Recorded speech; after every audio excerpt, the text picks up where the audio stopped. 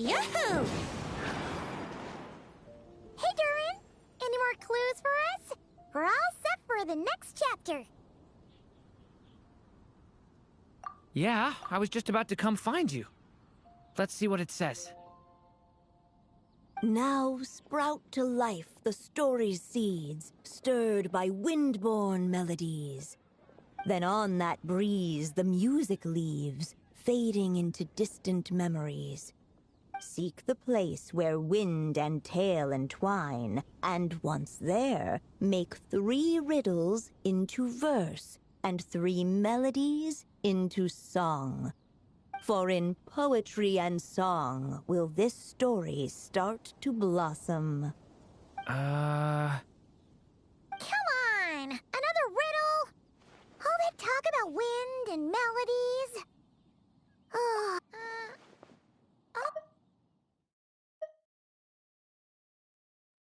Come on! Another riddle? All that talk about wind and melodies? Oh, what do you think the answer could be? Oh! Care to elaborate? Wind, music, poetry. Tone-deaf bards gotta know the answer. You mean Lord Barbados? Albedo introduced us when I first arrived in Mondstadt. I mean, someone like me was bound to catch his eye sooner or later. It's better that it's out in the open anyway. Now, how should we track him down?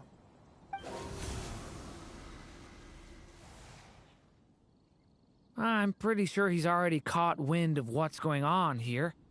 Why don't we just see where the wind takes us? Ah, right. He definitely makes it easy to forget he's a real god sometimes.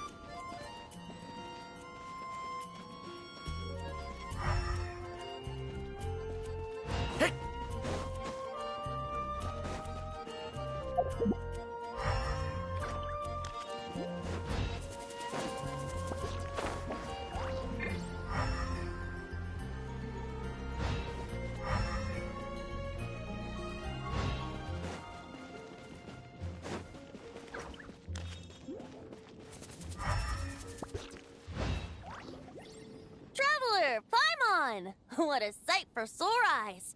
Ah, and the little dragon from the fairy tale world. I heard your voices calling out to me on the wind. Something about needing help with a riddle? Sorry to disturb you, Lord Barbados. Ha! Disturb me? Not at all! To tell you the truth, I'm just as curious about this riddle as you are. Let me take a look.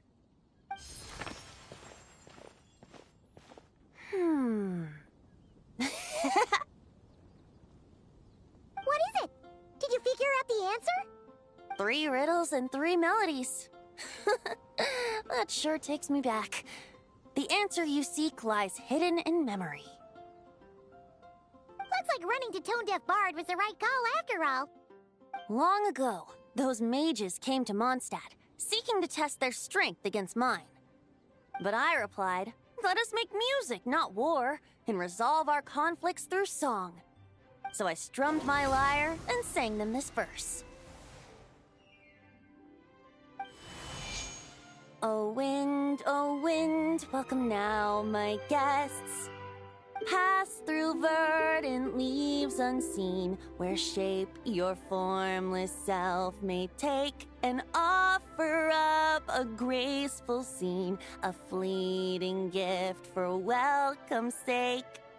Leap at the edge of a sea of clouds, where land meets sky and sky meets ground. There frighten off the noisy crowds and bring my guests a calm profound. Fly beneath the stars up high, where mortal noise is swept aside, that my dear guests with starry eyes may share the dreams they hold inside. Now go to where I vowed to keep a quiet spot for them to sleep. No clash, no contest bars the way, just tea and mirth to fill the day. There you have it, the 3 melodies. As for the answers to those 3 riddles, I trust you can guess them by now. The woods, the edge of a cliff, and the sky? Correct! Funnily enough, your mother was also the first to solve it, all that time ago. There must be some kind of special rapport between those who write stories and those who sing them. The woods, a cliff, and the sky. Oh! So that's where it is! I suppose the spot that answer points to is where you're headed next. You should know, after solving my riddle, the mages even accepted my proposal and made that location their official meeting spot. And going by what your book is suggesting, once you found it, you might want to try playing the melody I just shared with you. Guess you can be pretty reliable when it counts, huh? Great Animal Archon? Thanks for the help, Lord Barbados. Still got questions for me, huh? Yeah, you must have read countless tales in your time, being a wandering bard and all. In your experience, why might an author consider a story unfinished? Unfinished? Well, I guess if there's something left to accomplish in the story, or, oh! If the last line goes, "To be continued." Huh? Wow, your helpfulness lasted for like 1 second. In all seriousness, I would think the answer to that question lies in your mother's story itself. It's not my place to pry any further. All right then, we should get going.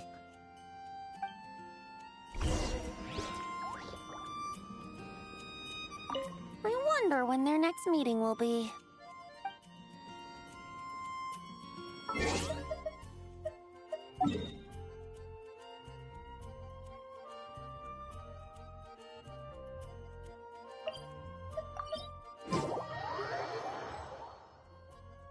Okay, we're here! Now, we just need to play the 3 melodies, and we should be able to gather the memories for the next chapter, right? A musical performance? Huh.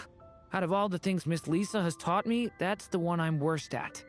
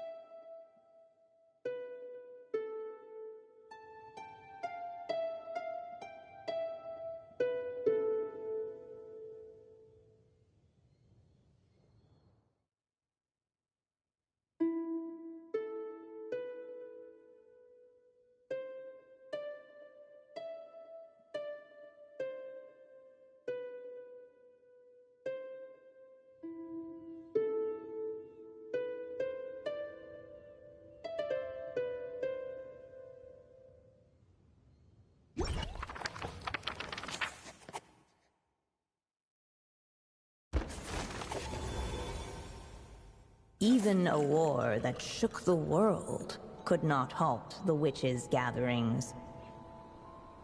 Yet even so, with the passing of time, 3 of their teacups no longer came to be set. The witches did not linger long in sorrow, for the Story Witch had brought glad tidings of her own. Born was her dragon child, safe and sound. Her fellow witches offered up their blessings, eagerly debating how to celebrate the child's birth.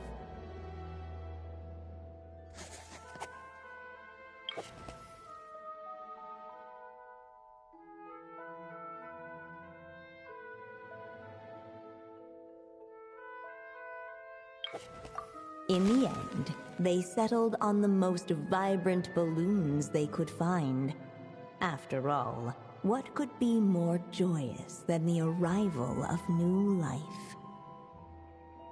And so, the witches' gathering turned into a birthday celebration.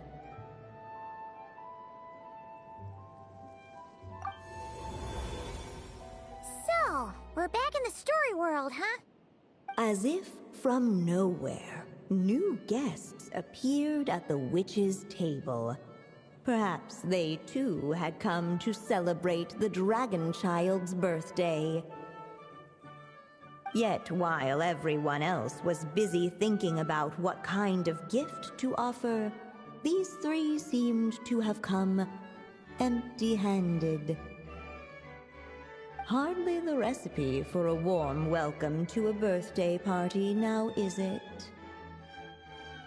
A gift? Hey! What's this all about? We only just found out this was a party! While the guests voiced their complaints and grievances, perhaps they should have been wondering what kind of gift to give instead. So, we need to bring a gift to advance the story? Ugh! But where are we supposed to get something like that? Perhaps it would be a good idea to have a look around. Why didn't you just say so?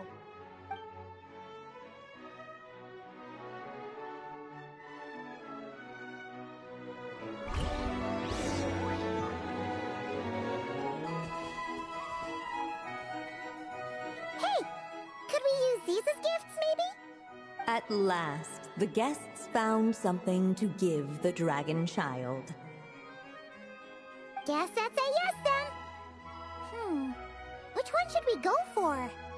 Still, the guests wondered, what kind of gift might the little dragon really want? Should they put a warrior's sword in his hand and send him out on an unstoppable quest to save the world? Or perhaps a wandering hero's slingshot and the promise of a life of endless, uncharted adventure? Or maybe even a scholar's tome and the chance to take on all the world's unsolved mysteries. Okay. Wow. That's a lot of pressure all of a sudden. Oh yeah! Technically, we're actually picking a gift for you. So, which one would you prefer? You want me to choose? Wow, this feels kinda special. How come? For as long as I can remember, I've spent most of my time living in the stories my mother created. I always thought my mother had everything written out for me already, just like the toy figures in Constellation Metropole. What I wanted to do with my own future. That's something I've never really thought about. What did I want back then? This is the first time I've ever asked myself that question. Sounds like this is the perfect opportunity to answer it then. It's been a while since you left Simulanka, and after everything that's happened, it might be about time to start thinking about your future. Then let me give it some thought.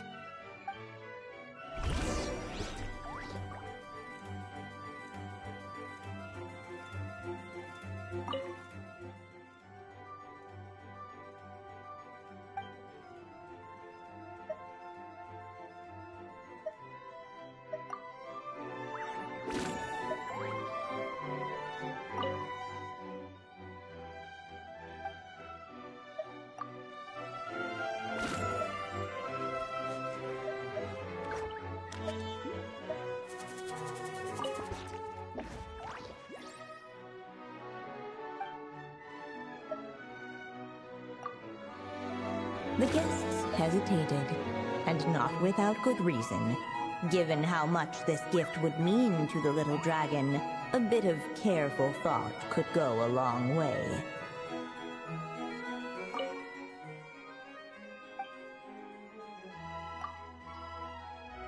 In the end, the guests settled on the warrior's sword. So, your dream is to become a warrior? I just really want to be able to keep people safe. If my time in Nodcry taught me anything, it's that a lot of problems in this world can only be settled by strength of arms. As long as I can help people, that's enough for me.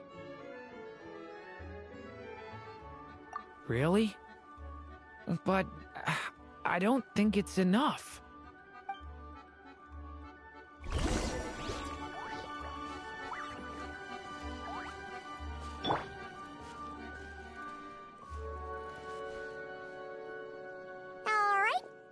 Let us in now that we've got a gift, right? Hello there. Brought a gift this time?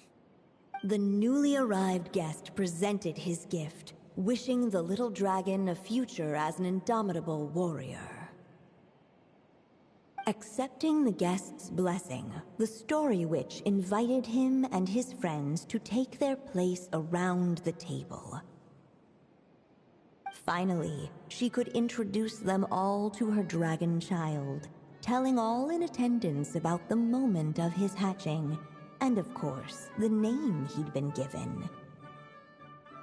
It was then that the Seer Witch, diviner of the stars, withdrew her gaze from the heavens and turned a sorrowful glance upon the little dragon.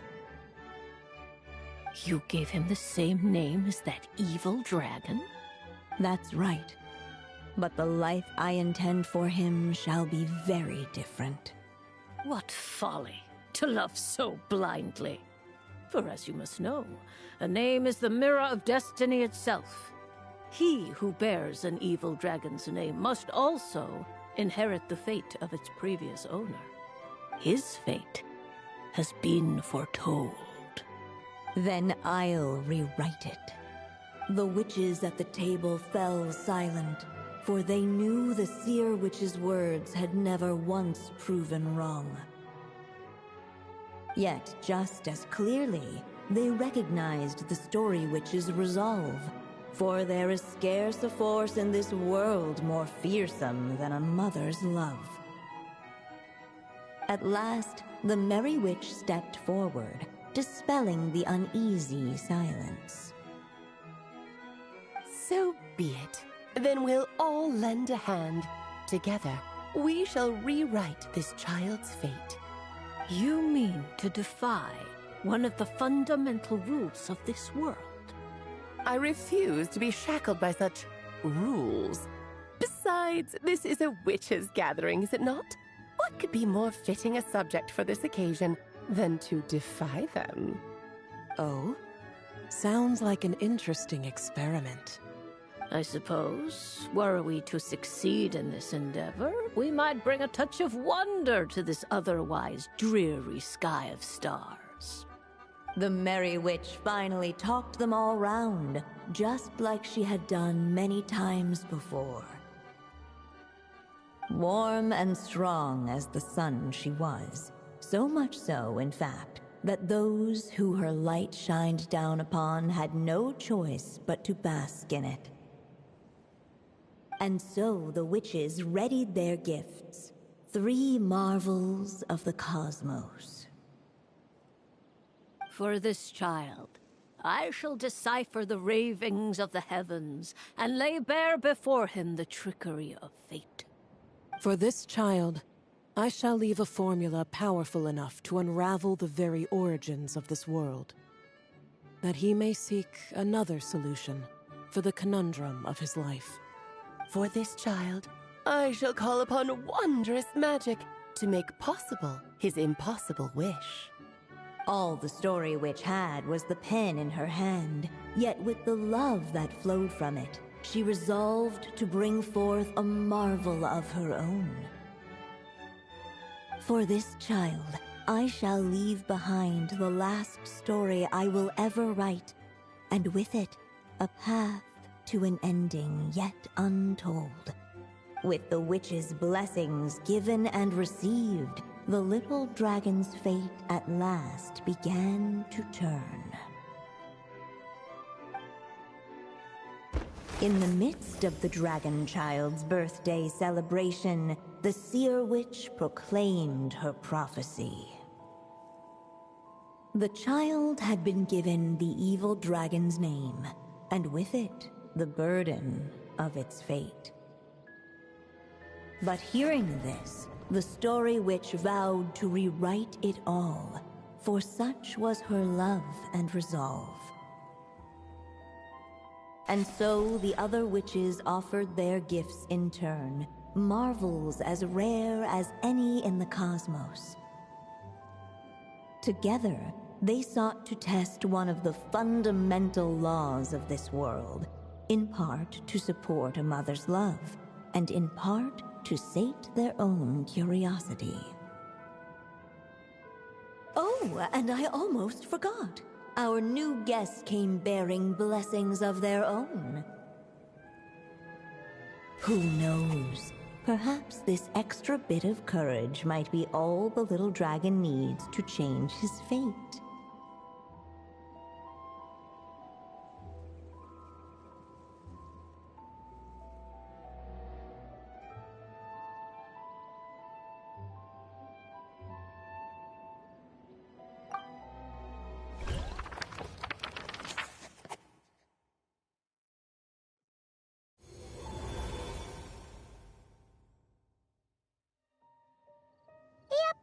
Looks like we've completed this chapter, too.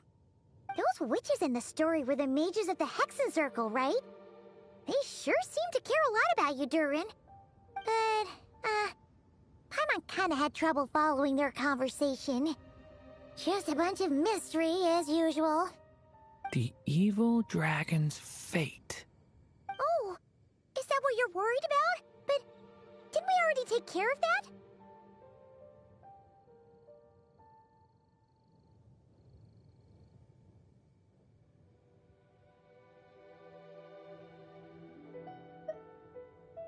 Ah, the mages must have had a hand in that, too.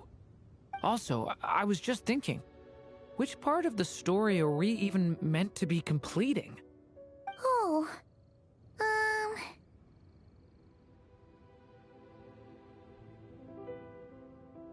It feels less like we're filling in the gaps and more like we're adding something new altogether. But we use the ink, right? And the book hasn't given us any more clues, so that must mean our task is complete. At least for now.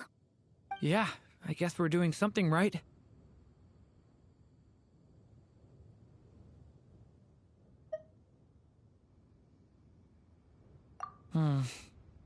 Maybe I'm overthinking things. It's just, this is my mother's final wish, so I don't want to mess it up. Anyway, thanks for all your help. I'll let you know as soon as the book reveals a hint about the next chapter. Okay then. See you in the next chapter.